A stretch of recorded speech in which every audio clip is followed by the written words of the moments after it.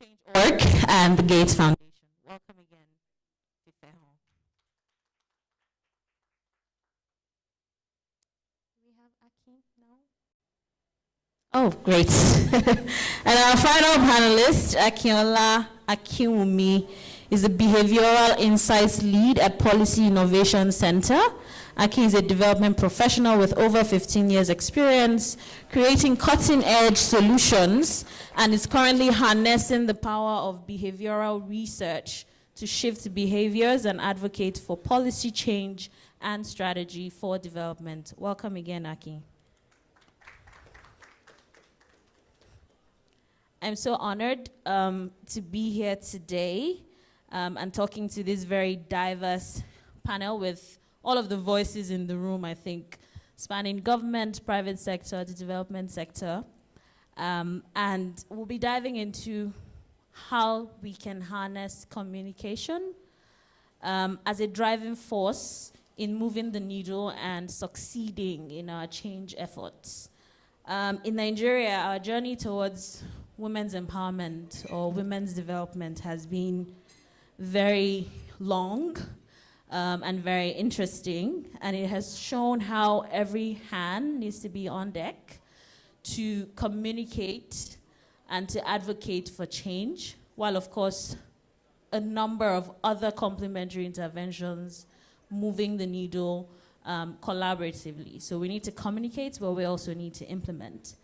And we've also seen how, whether it's the online conversations that we have about gender roles and who should cook or who should take the kids to school, or the bigger conversations around stories that we watch and we see about maternal mortality and how women die every day, or how women are not included in leadership or in the Senate position, dominating in one way or the other, whether you're wearing the CSO hat or you're a donor, believes that you can lend your voice to it. We see how communication can drive action.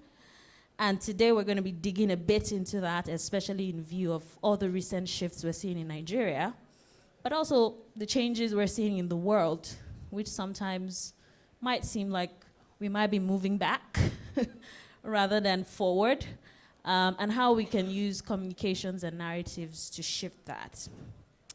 So I will start with you, Fifeho. Thank God you looked at me. and we're starting with you because it's all about strategy, right? To be able to communicate, you need to have a strategy and you need to see that strategy through. So my question is, your work in communications and advocacy, especially for women's economic empowerment, is broad, but is also streamlined as you're doing specific work on the women economic empowerment policy, and it has been quite commendable. Impactful. The ingredients that what are the success ingredients that make that pot of soup that we can all say, this policy is now alive?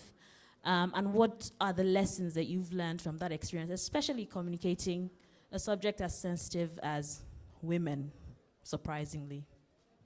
Thank you, Rai, for that. And thank you for having me with my esteemed colleagues on this. And I want to stress this because we're here talking and collaboration mindset that we all possess here as advocates and as communications professionals. And so first and foremost, the biggest ingredient, so I'm tapping into that third question, the biggest ingredient is, as far as I'm concerned, collaboration. And collaboration with people, especially those in the room today who are our, influencer advocacy experts like Aproko, understand the importance of why this policy, that people need to know about this policy and why it needs to be domesticated and implemented. In terms of the work that we do as creative strategists, specifically on this women economic empowerment policy, part of it has been working with the government, obviously through people like the Gates Foundation, Albright Stonebridge Group, to actually people who are actually doing this work. And they've got, we were part of workshops, with everyday women, with women who are in, different organizations, with government partners and various stakeholders within the ecosystem. And then next was, okay, once this policy was written and launched, it was very important, again, that we get the people to know that this policy exists, right? One thing I want to say is it's important for us to ensure that as communicators, as advocates for this work, that we don't work in silos, because, there's a narrative around like, oh, women like to, fight and compete. We all work closely together to ensure that this policy is being amplified and that people understand the content of it. So in that vein, we work with people like Budget. Budget has been able to help to take that policy from its how many hundreds of pages and to develop a elements for a toolkit similar to what you guys are launching today, right? For and anyone else listening to this to stop by our booth, the We Lift Niger booth, to be able to get the actual simplified version of the policy. That way you understand the different pillars like financial inclusion, emerging industries, entrepreneurship, education. All of those things are very important. Agriculture, right? For all of us to understand how us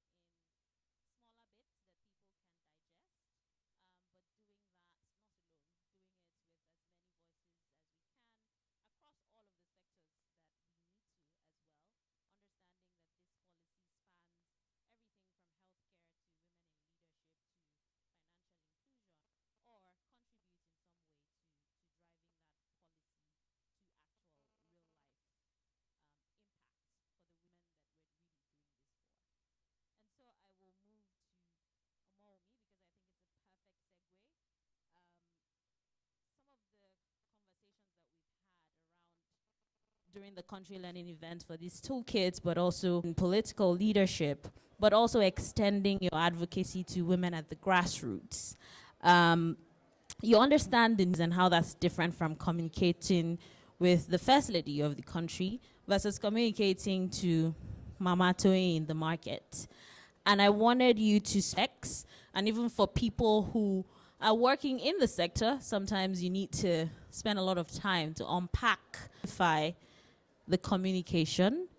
How do you appeal to the unique interests of the different audiences such that they're able to take action, and that your communication actually activates change? And how do you keep them informed over time as well, understanding that just one touch point and just having the information alone is not enough? So if you can speak to some of those differences and nuances, but also practical ways that you've seen work to help these influence. Thank you, Rana. Here, oh. Okay. Thank you, Rana. So first of all, I would like to just talk a bit about my forum and what we do. If you could recollect back in 2020, during the COVID-19, the significant spate in the cases of SGBV. And as mothers of the land, they were so concerned. And then got that. And some other social critical issues. And with that, we took up nutrition, we took up women economic empowerment, women representation and leadership, and we leverage our strength, the support of the state governors, the convening power as mothers of the land, community engagement, grassroots mobilization. The forum was pivotal to the domestication of the VAP law and the Child Right Act. I say this to say, when we're talking about advocating or communicating to different groups, I would use the the influential people now, and then those are the grassroots. You need to go from the receiver's approach. They have to take ownership. And how do they take ownership of something they do not understand? Down to the language they would understand. And then understand the audience you want to communicate to, you want to advocate. Down the policy into the actionable plans that would project impact and reach. And what their roles would be, simply put, with projections. Okay, by year one, what would happen? When we do X, Y, and Z, what will happen? And then you break down the policy into you defragment the policy. Taking the we policy, for example, grabbing the booklet at once, you know what you're dealing with, you know what is expected, they know what's expected of them as the first ladies and how to go about their advocacy. Now, going to the grassroots, I want to use an example. I can remember back in 2021, the grassroots women to avail their children for a particular immunization. And then, of course, you have the normal ceremonial welcome of the entourage and all of that. And when it got to the nitty-gritty, one of the officials took to the center stage and he said, "Emi ogboyibo." Let me translate that. The conversation before then had been English, and then you have a translator. English, and then you have an interpreter at grassroots. And then this man got on serious, "Emi ogboyin," but that means I do not understand English. English language, who needs it? What we're saying to you, people started speaking in the local dialect, and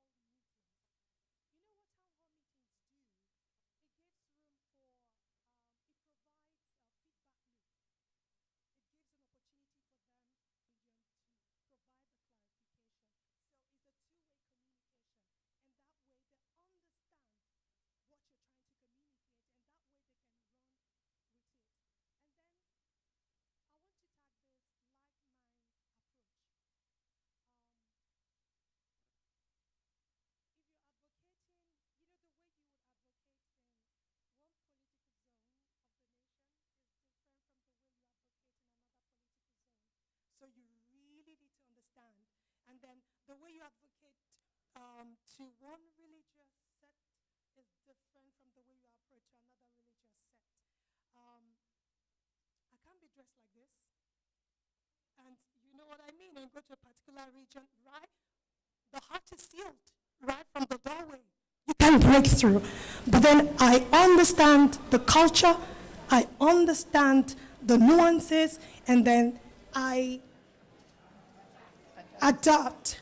And exactly, when in Rome, and then that way there is an open heart to receive whatever information you want to provide. I've seen this work time and time again. They can't take ownership of something they do not know, understand, can break down in their own words to regurgitate, because communication is not achieved if I don't understand, can break it down, and in my own word explain to a third party, then I won't be empowered. I won't be empowered. So you need to take cognizance of all of this that I've shared, and trust me, it has worked for us, it will continue to work for us, and we'll continue to leverage. And another thing, collaborate more. We have a united front, and then we have higher impact and higher reach. Thank you very much. Omomi emphasized a number of things, which is get local, get simple, contextualize, and be mindful of who you're talking to and put yourself in their shoes, but also show up in the way that they understand. And communication is also how you appear and how you speak. And speaking about simple messages, thinking about stories and what people can relate to. I will come to you, Folu. I like that all the panelists are looking at me just as I'm about to come to them. Folu, you have a very unique mix of skill sets and experiences with a background in law and a very diverse media portfolio experience. You've worked in film, you've worked in TV shows, you've worked in radio, you've done all of it. What are the interesting insights that you can share on how media and influencers can be effectively leveraged to drive policy change, particularly in advancing women's issues and achieving gender balance? How does storytelling play into this? Those theatrics that we talk about, how does it mainstream into media? And how do you draw out that emotion that you need for people to truly understand the message, but also own it, as Omomi has emphasized? Special shout out to my media folk, all my DPs, all the sound guys. And I say this because when you refer to me as an influencer, it stresses me out because I'm a lawyer. I know. But every single person in this room is influential in their own right. And I will explain. A quick show of hands. How many people remember in school or primary school being asked what they want to be when they grow up? Quick show of hands? Yeah? And just say out loud, what were some of the things you felt you wanted to be when you were younger? I love it. Oh, my hair.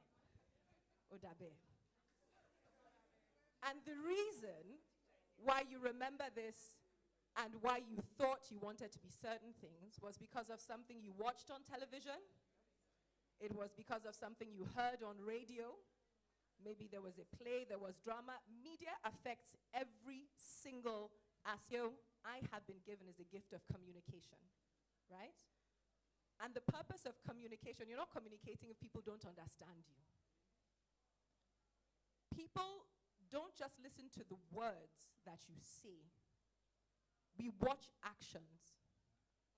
We feel emotion. Every single person has a personal vested interest in this life. We care about ourselves.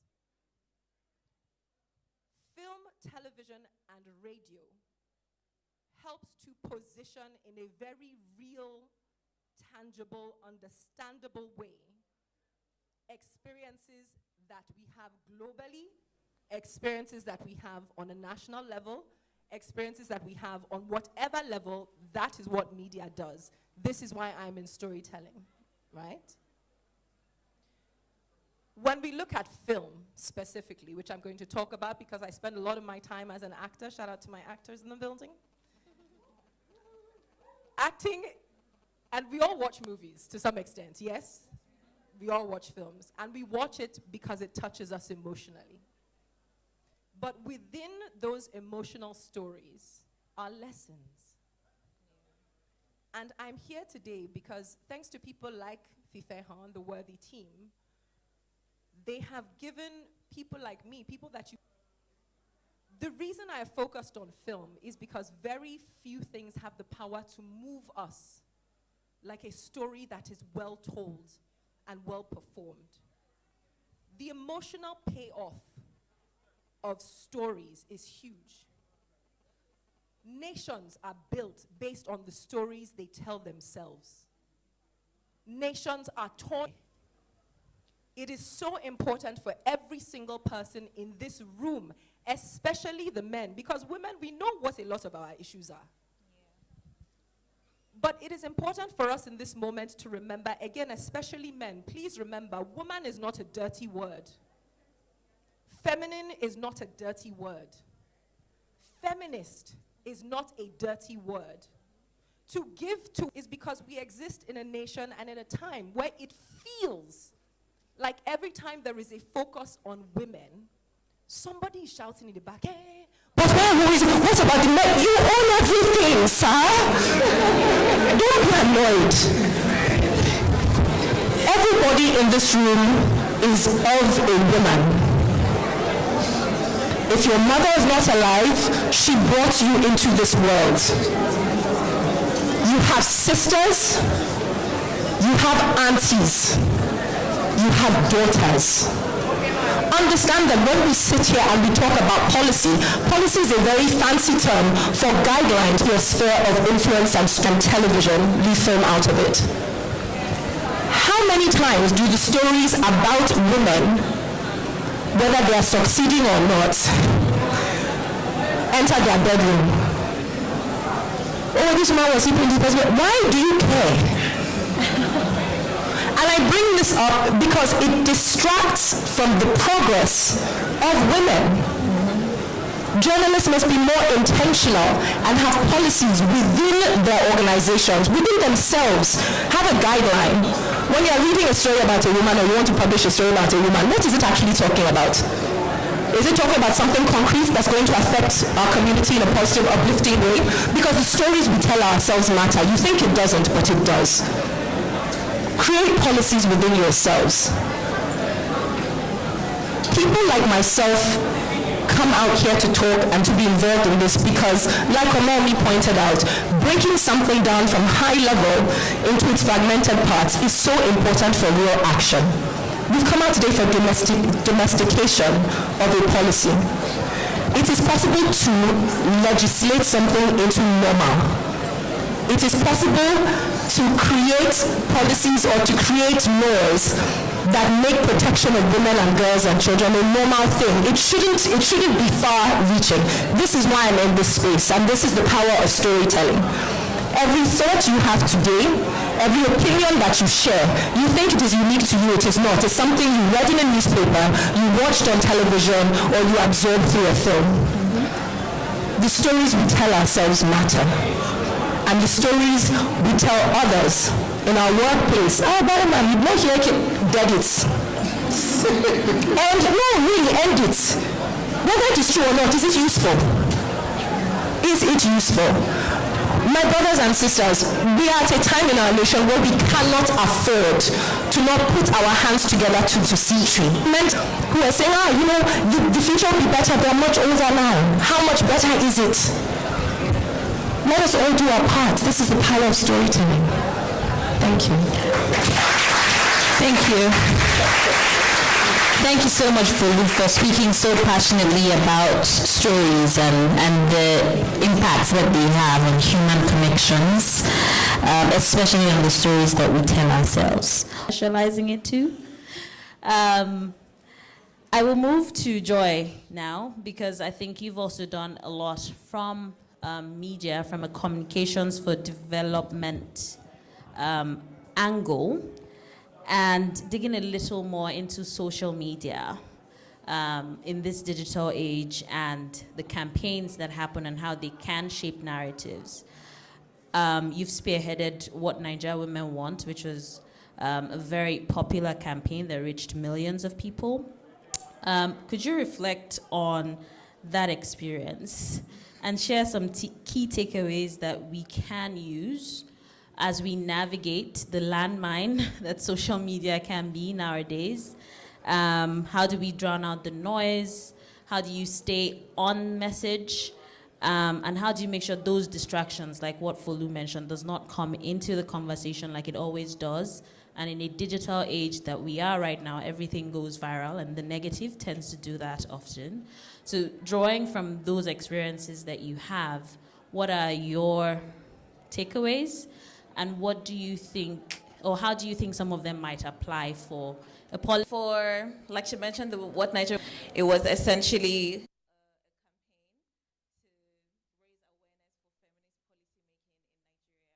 things that you're doing, a lot of the concepts that you're implementing are, they can be replicated across the board.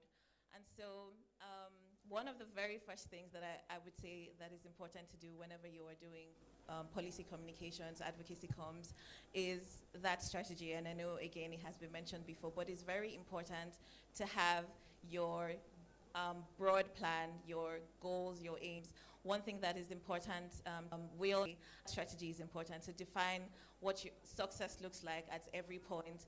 And so yeah, I'll be referring to the What Nigeria Women Want campaign a lot because that's the example or the case study that I'll be using, and also just sharing examples from that.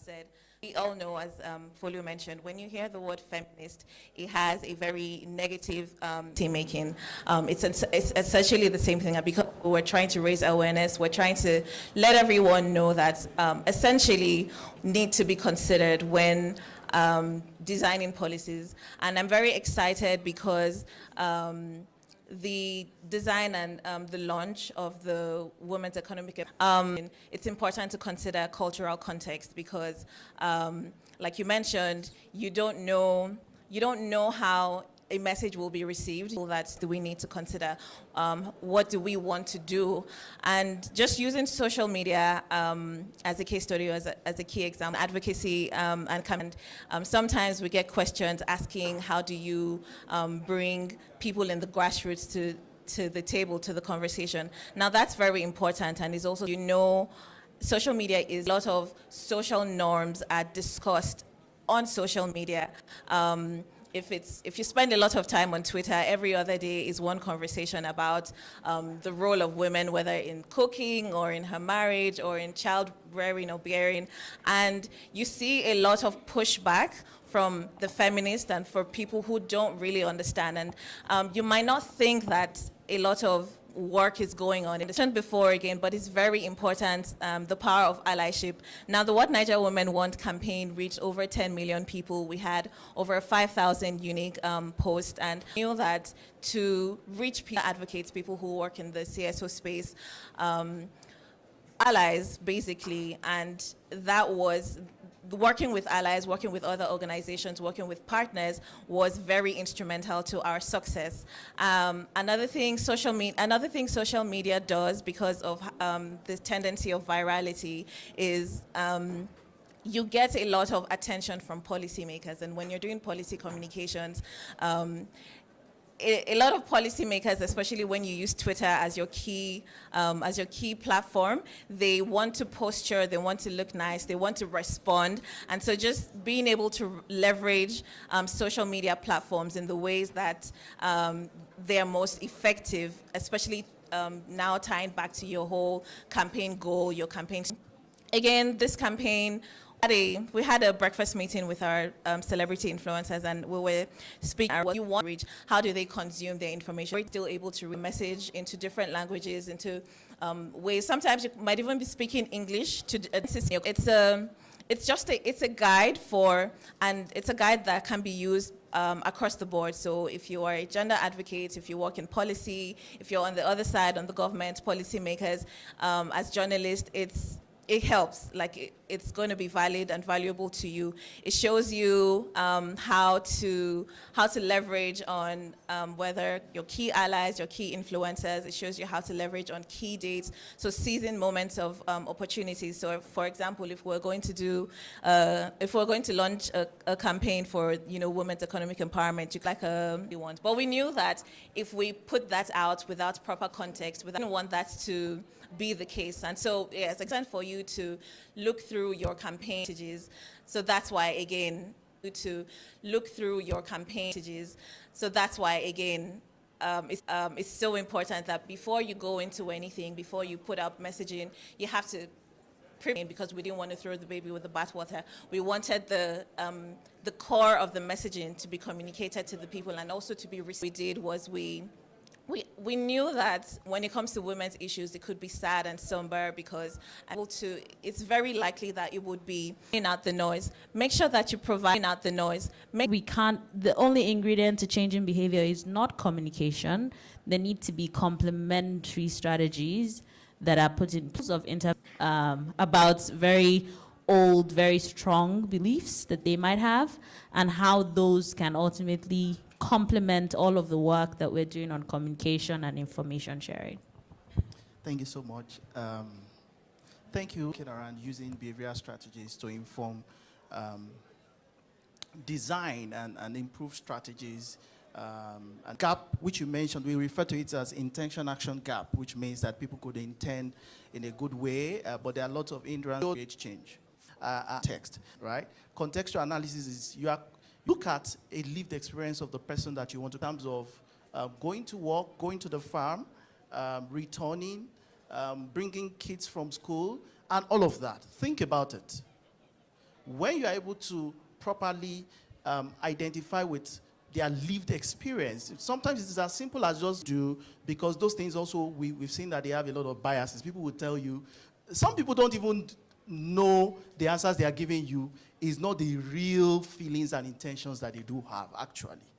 And so it's good to understand them in lifestyle, but it's just your point of view. There are things that you use to build that, create a persona, which means that you're also specific about the audience you're trying to communicate with.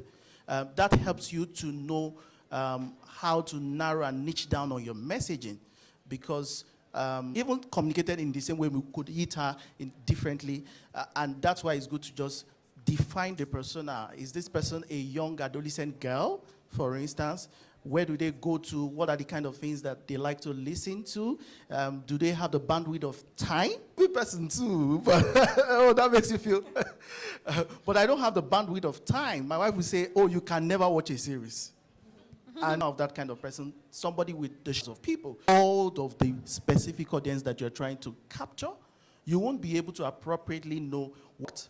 For instance, issues around even awareness and misinformation, you could debunk the myths, you could create informational and educational strategies and avenues. But beyond that, sometimes there's a concept called social benchmarking, which means expectation that peer pressure. You could use that positively, so it's not always. Women, for instance, were asked collectively having a wrong perception that differs from the reality. And so what you use that opportunity for direction.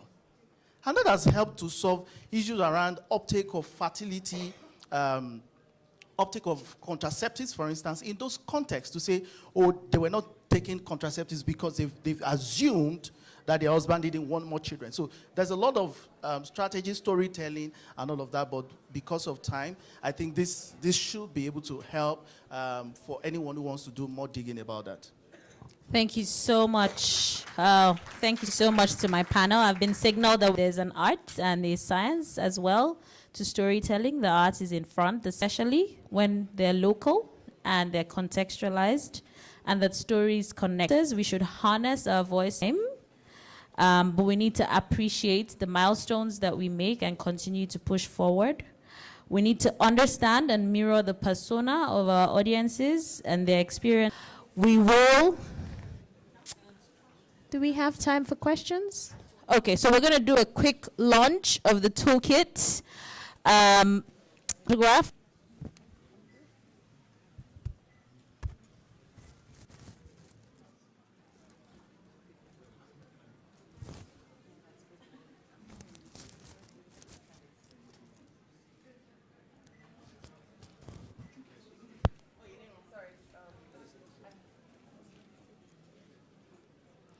All right, thank you very much, Ryan. While they're taking the pictures, can we please put our hands together for all of our panelists and the moderator? Thank you very much. Okay, great. Please stay. We're just transitioning very quickly to the launch of the toolkit. We did mention that one of the things we're here to do today beyond the conversations is also to launch the communications toolkit. So I will invite all the panelists to rise. If someone can please help me hand them one copy each of Worthy to please join them.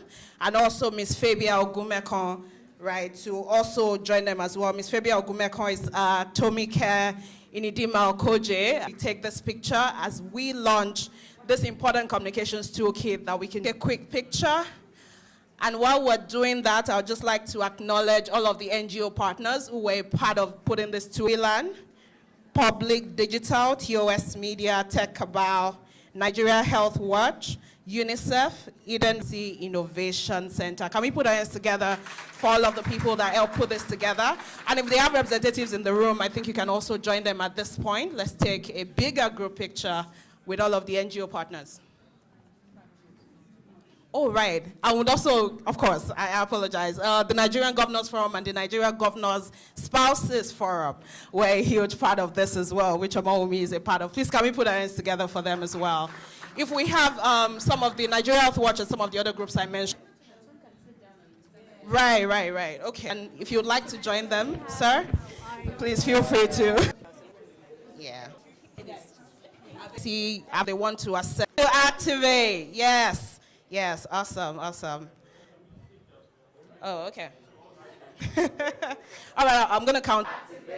That's the end of it.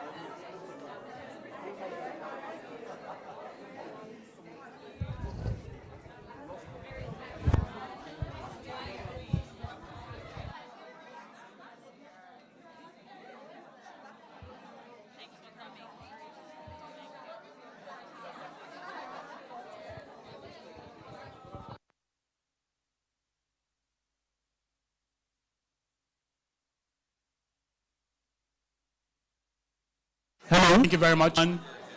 The next session is about to start right away, so please let's settle down, everyone. A word, are we here? Thank you. Please let's settle down.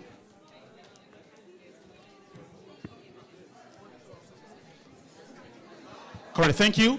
So this session, Amplifying the Blind Spots, Gender Inclusion at the Center of National Agricultural Policy, is starting off right now.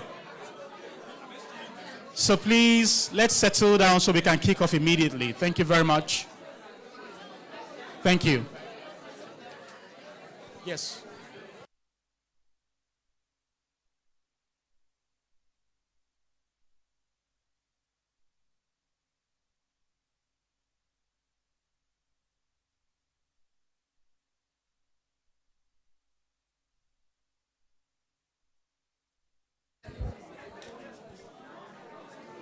Hello, please, those taking the photograph, please go outside and take your photograph, please.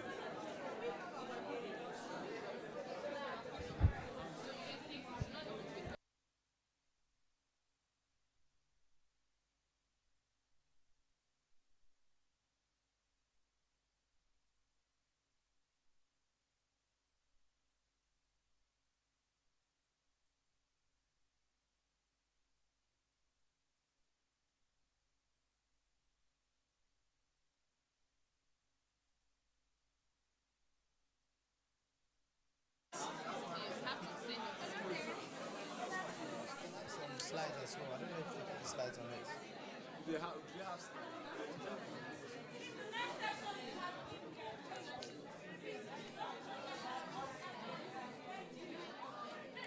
Thank you very much. Please, let's allow the next session to start. For those of us who just ended the previous session, right away, please. Thank you very much.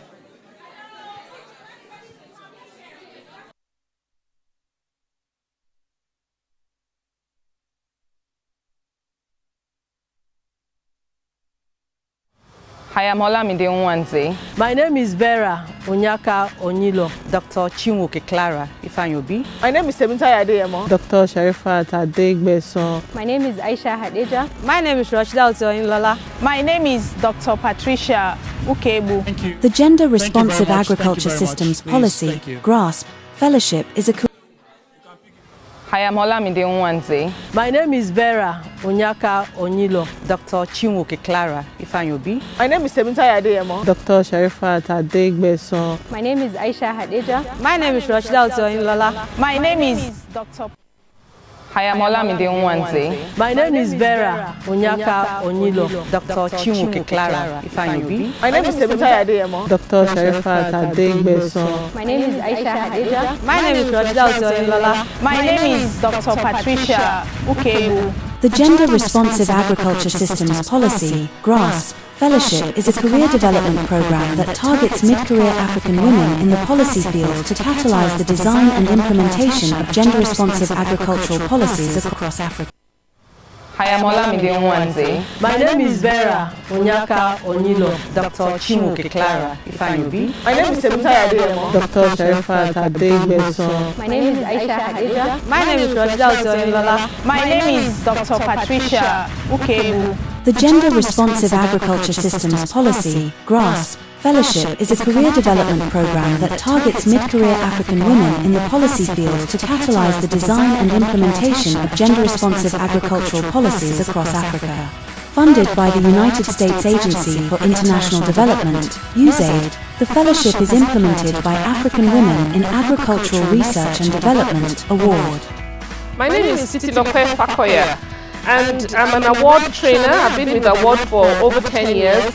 And I'm so excited at this opportunity to put our foot forward and showcase to the world the work that our fellows have been doing. We build capacities of women to bridge the leaking pipe, make sure that women are empowered to face the challenges, gender bias, systemic bias that they meet in their workplace, particularly those who are involved in agri-research and development. The inaugural cohort of the GRASP Fellowship comprises 48 policy fellows from 6 countries, including Ghana, Kenya, Malawi, Nigeria, Uganda, and Zambia, drawn from 42 diverse organizations, including the private sector, non-governmental organizations, and government agencies. After the mentoring training and catalytic funding, each fellow is expected to implement a policy innovation project, PIP, that aims to highlight the gender gaps and policy solutions. My policy innovation project seeks to find out gender gaps and possibilities for a gender transformative aquaculture system in Nigeria. My policy innovation project is focused on enhancing the capacity of our policymakers in the Nigerian food and agriculture sector. My PIP is titled Integrating Gender Responsive Adolescent Nutrition into the National Policy on Food and Nutrition in Nigeria. I am currently working on a policy innovation project titled Enhancing Climate Resilience, Agriculture and Gender Responsiveness in Nigeria. My policy innovation project for the National Agricultural Development Forum.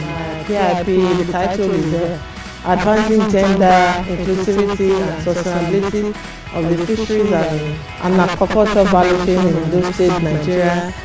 My PIP is integration of gender responsive of post-harvesting agri-technology to agricultural and nutritional policy in Nigeria. From Nigeria are participating in the GRASP Solutions for Gender Responsive Agricultural Policies in Nigeria to improve smallholders' women livelihoods. Nigeria is one of the few countries in the world that has a gender policy in agriculture, but implementation on the ground is a challenge.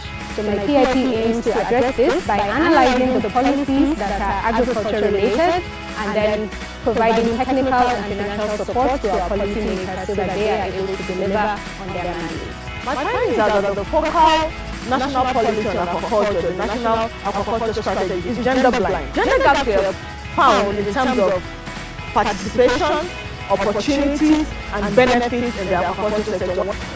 My policy innovation project aims to generate evidence-based data to increase the awareness of stakeholders and policy actors on inclusion of clear-cut gender-responsive targets, priorities, and objectives into the Nigerian National Policy on Food and Nutrition. Climate change is no longer news. It is one of the topical global challenges we are facing today, especially for developing countries.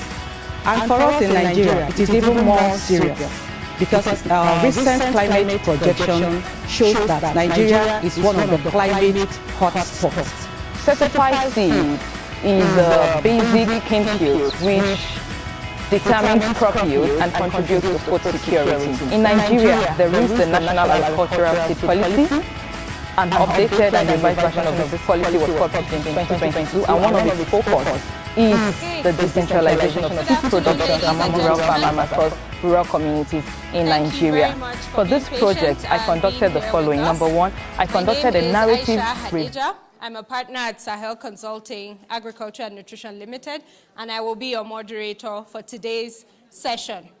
Amplifying the blind spots, gender inclusion at the center of national agriculture policies. Once again, this session is convened by AWARD, African Women in Agriculture Research and Development, with co-funding from the USAID and the CGIAR Gender Impact Platform. During this session, we would be highlighting research evidence that would highlight the gaps in the Nigerian agriculture and nutrition policy. And we will do so from the perspectives of policy innovation projects that are from GRASP fellows. When I say GRASP, I mean Gender Responsive Agriculture Systems Policy. This is a fellowship that targets mid-level career women in the agriculture and nutrition policy sector so that we can be able to design and implement innovative gender-responsive policies. So today we urge you to listen in, contribute, because your voices are also very crucial to closing the gender gap in the food and agriculture sector. And without further ado, I would introduce Award Deputy Director, Dr. Michelle Buchua, who would give us a keynote address titled Gender and Agri-Food Systems Policy in Sub-Saharan Africa. So Dr. Michelle is very vital to the running and leadership of the programs at Award. But before that, she was at the International Livestock Research Institute, and she was very much critical to the indicators and measurement of the Comprehensive Africa Agriculture Development Program, CAADP. Dr. Michelle will be joining us virtually, so tech team, if we have Dr. Michelle online, kindly cue her in.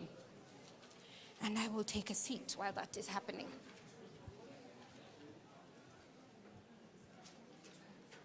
Are we ready for Dr. Michelle?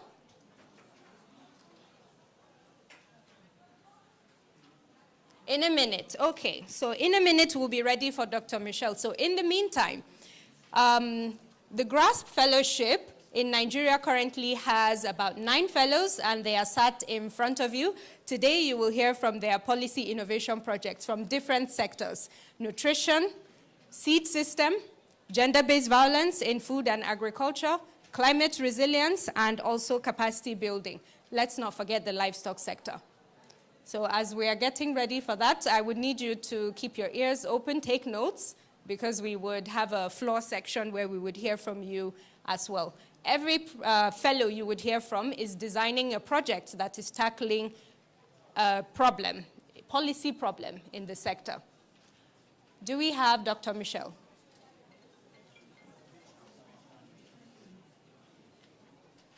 No. Women getting dismissed question. Yeah. For us in the SWAP Secretariat, getting to hear citizens' voice Tech is team, very... do we have Dr. Michelle? You still need 1 more minute. Okay, I can carry on. So the way this session is going to hold today is immediately after we hear from Dr. Michelle, we would call 4 fellows. You would hear from them. Each fellow has 3 minutes, and then within these 3 minutes, we would take our notes and then give that fellow feedback. And then we go back, and then we hear from 4 other fellows. While we're waiting, I would like to recognize the presence of some of our mentors and some of our champions who are here with us today, and they're here to give us moral support as well as technical assistance. We have Pharmacist Patricia Oyaha, SSA, to the Senator Ireti Kingibe, representative of Senate Committee Chairman on Women Affairs. If you can stand up for recognition, thank you very much. We're happy to have you here. We have Mr. Osundia Olusegun, Collaborative Seed Program Lead, Seed Sector Platform, National Agriculture Seed Council. Thank you very much. Dr. Shinyabola Omitoyin, Senior Lecturer, Department of Agriculture and Fisheries Management, Deputy Dean, University of Ibadan, Business School. Doctor? Okay. And then we have Mr. Adamu Ibrahim, Financial Inclusion Expert, former Technical Assistant, NERSAL, which is Nigeria Incentive-Based Risk-Sharing System for Agricultural Lending. Thank you very much, sir. We're happy to have you here. So our technical experts, please be ready, and we would come to you for feedback once the fellows have presented. Once more, is Dr. Michelle online?